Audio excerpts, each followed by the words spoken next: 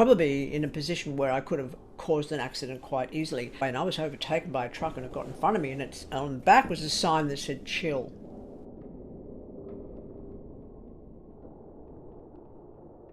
Because we don't know where these messages are going to come from. But life has a way, like with crop circles, for example, which is a whole other discussion that we could get into. Life has a way of saying, look, I'm showing you. First of all, Earth creates circles with crop circles. And I could speculate that our ancestors would go, oh, here's where we build a henge. Here's where we build a closed system, like a Bora ring, like the standing stones around the Isle of Lewis.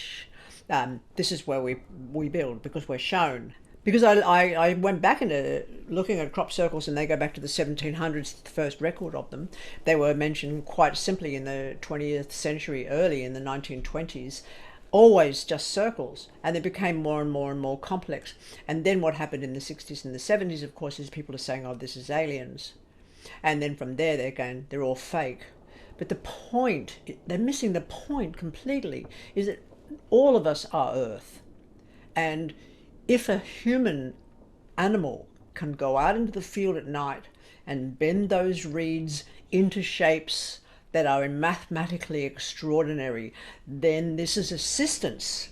And Earth has got messages for us and says, if you're not going to listen to the words of my crop circle, I'm going to bring all your stars down from David Bowie, you name it. 1 year I can do the whole lot. You watch me. Because that we don't understand that there is no, and this has been the unfortunate presentation, there is no male god. There is only life.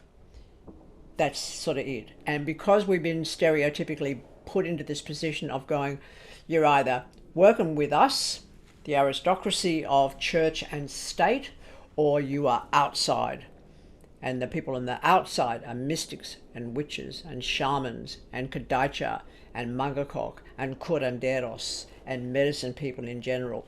Well, I'm telling you right now, it's the others who are on the outside and us who's on the inside. Next. Woohoo! Another conversation. I feel like I want to clap and cheer. Yeah, I'm glad you started cheering, Neela, because I want to do the same thing.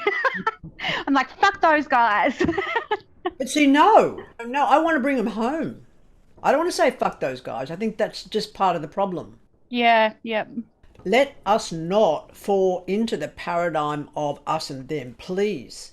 If anything, this conversation is embracive of the people that are left out, who can be brought in to a conversation about matters to do with ecology. Because all of those men that I mentioned earlier, from Robert Macfarlane to Arnie Deaconess, who wrote Schooling the World, by the way, these are people that are working deeply and profoundly with Earthtalk, with the conversations, the language of species, the language of mountain, the language of ecology. And what can happen is the occasional person will ask you a question outside of that technique, and that's when your real work starts. And in your other time, you might choose never to work with numerology, never to work with tarot at all.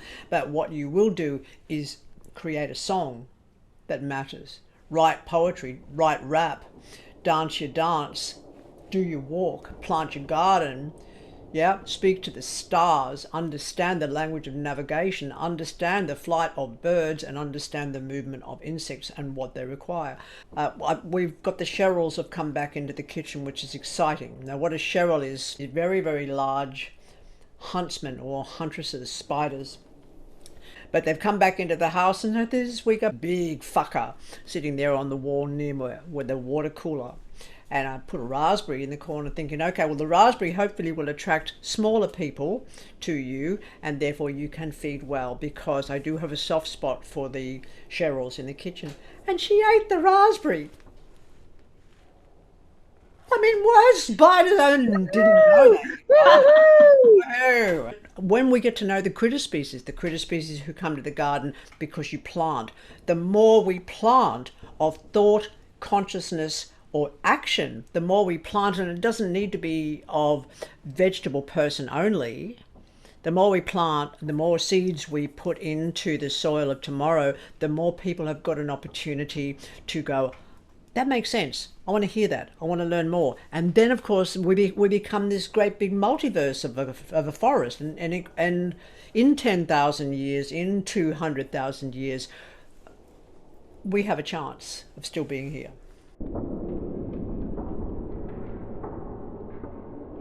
This is where we build, because we're shown.